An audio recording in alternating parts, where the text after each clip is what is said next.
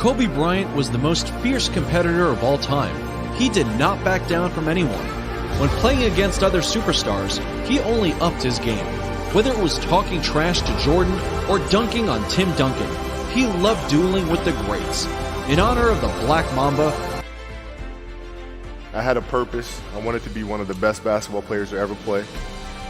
And anything else that was outside of that lane, I didn't have time for. There's a quote from one of my English teachers, a little Marion named Mr. Fisk. He had a great quote that said, "Rest at the end, not in the middle." And that's something I always live by. You know, I'm not going to rest. I'm going to keep on pushing now. There are a lot of answers that I don't have, even questions that I don't have. But I'm just going to keep going. I'm just going to keep going, and I'll figure these things out as we go. Right? And you just continue to build that way. So I try to live. Continue to build that way. So I try to live by that all the time. At what age did that goal become crystal clear? I made that deal with myself at 13 years old. At 13 years old? 13 years old. That's the you deal were I made. Crystal clear about it? Crystal clear. And where did inspiration come from? The love of the game. The love of the game, the challenge. Like I would watch Magic play, I'd watch Michael play, and I would see them do these unbelievable things, and I'd say, you know, can I get to that level? I don't know, but let's find out. Let's find out. And so that curiosity to see where I could push this thing led me down that path, I think. I had a summer where I played basketball when I was like 10 or 11 years old, and here I come playing, and I don't score 1 point the entire summer. Not a free throw, nothing, not a lucky shot, not a breakaway layup, 0 points. And I remember crying about it and being upset about it. And my father just gave me a hug and said, "Listen, whether you score 0 or score 60, I'm going to love you no matter what." wow. Now, that is the most important thing that you can say to a child. Because from there, I was like, okay, it gives me all the confidence in the world to fail. I have the security there. But to hell with that, I'm scoring 60. And from there, I just went to work. I stayed with it. I kept practicing. I think that's when the idea of understanding a long-term view became important. Because I wasn't going to catch these kids in a week. I wasn't going to catch them in a year. Right? So that's when I sat down and said, okay, this is going to take some thought. Right? What do I want to work on first? All right, shooting. All right, let's knock this out. Let's focus on this. Half a year, 6 months, you do nothing but shoot.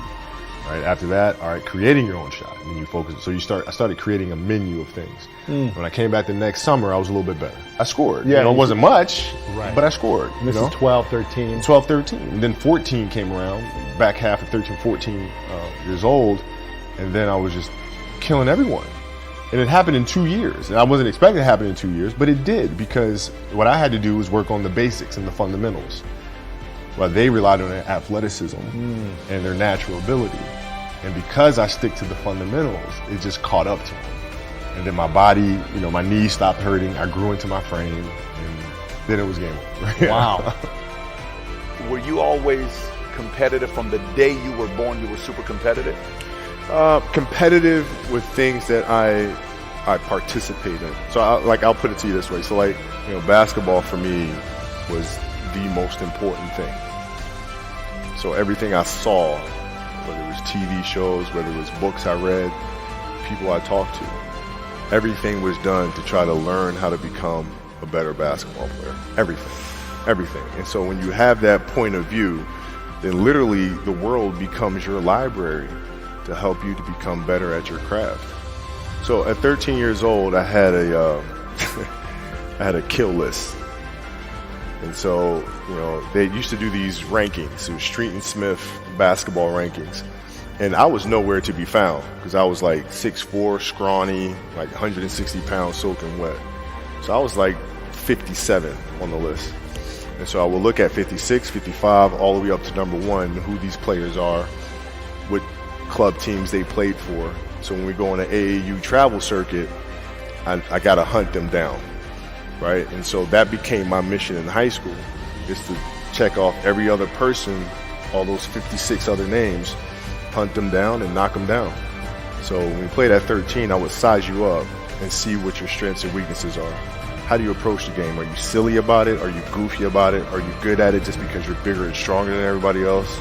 right? Or is there actually thought and skill that you put into it, right? And when I'd play to my weaknesses. I always work on the things during those games that I was weak at. Left hand, pull-up jump shot, post game, right? So I have a strategy. What was really your work ethic like, and for how long did you stay disciplined? Well, I mean, every day. I mean, since 20 years. It was an everyday process in trying to figure out strengths and weaknesses. For example, jumping ability. Now, my vertical was a 40. It wasn't a 46 or a 45. My hands are big, but they're not massive. Right? So you got to figure out ways to strengthen them so your hands are strong enough to be able to palm a ball and do the things that you need to do. Quickness, I was quick, but not insanely quick. I was fast, but not ridiculously fast, right? So I had to rely on skill a lot more. I had to rely on angles a lot more. I had to study the game a lot more. And but I enjoyed it though. So like from the time I can remember when I started watching the game, I studied the game, and it just never changed. What does losing feel like to you? It's exciting. Why is it exciting? Because it means you have different ways to get better. There's certain things that you can figure out that you can take advantage of, right? Certain weaknesses that were exposed that you need to shore up, right? So it was exciting. I mean, it sucks to lose, right. But the hardest thing is to face that stuff. That's a really, really tough challenge. How did you get mentally and emotionally so strong where it doesn't bother you? Well, you got to look at the reality of the situation. Like for me, it's not, you kind of got to get over yourself, right? And then after that, it's okay, well, why did those air balls happen? Got it. I didn't have the legs.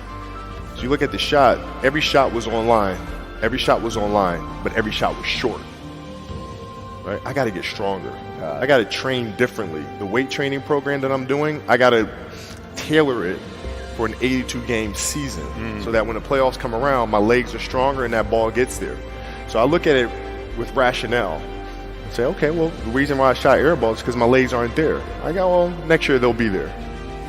You have to do the hard stuff and watch that game and study that game to not make those mistakes over and over again just because you weren't brave enough to face it. So you got to deal with it. Got to deal with it. Face it, learn from it.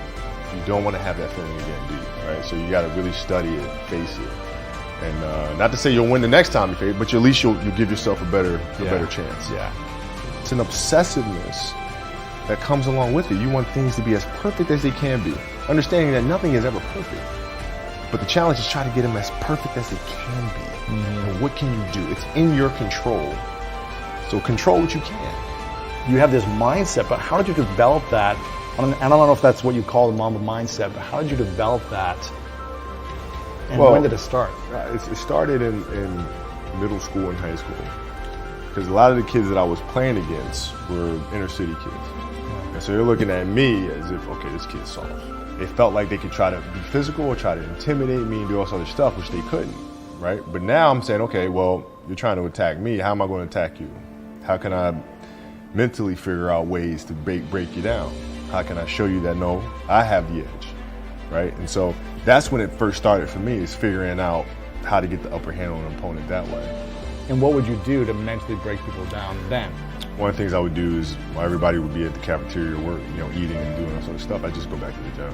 And so that was my way of showing them, yeah, I may be from the suburbs, but you're not going to outwork me. Wow. Like I see a lot of players take vacations with other players that are close friends, and or just take vacations just to take vacations, or just hang out just to hang out. Like I never did that.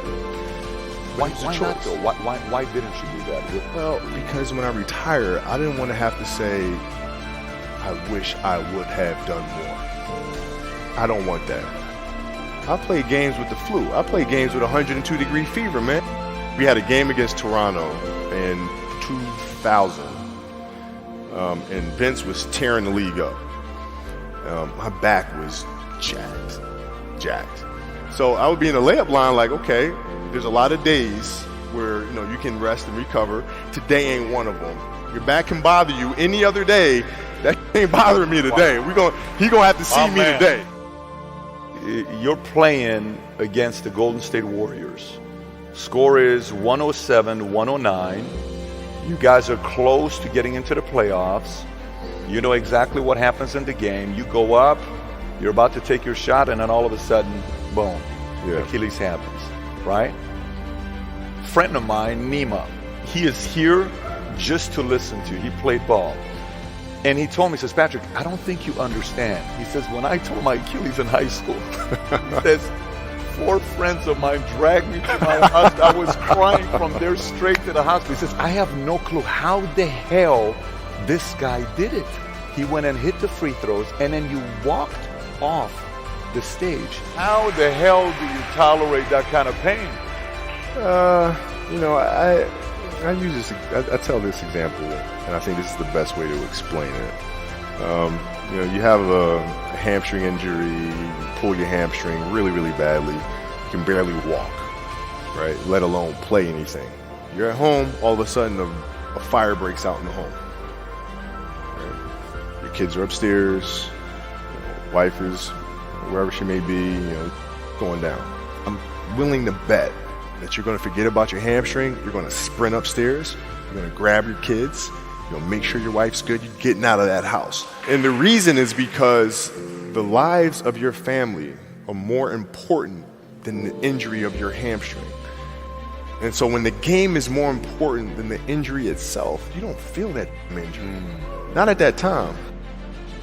Went in the trainer's room, my kids are in there. And, you know, they're looking at you and stuff, and I'm looking at them, and I'm like, you know, it's all right. Dad's going to be all right. It'll be fine. It'll be all right. It'll be all right. It'll be all right.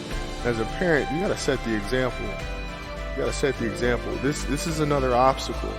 This obstacle cannot define me. It's not going to cripple me. It's not going to be responsible for me stepping away for the game that I love.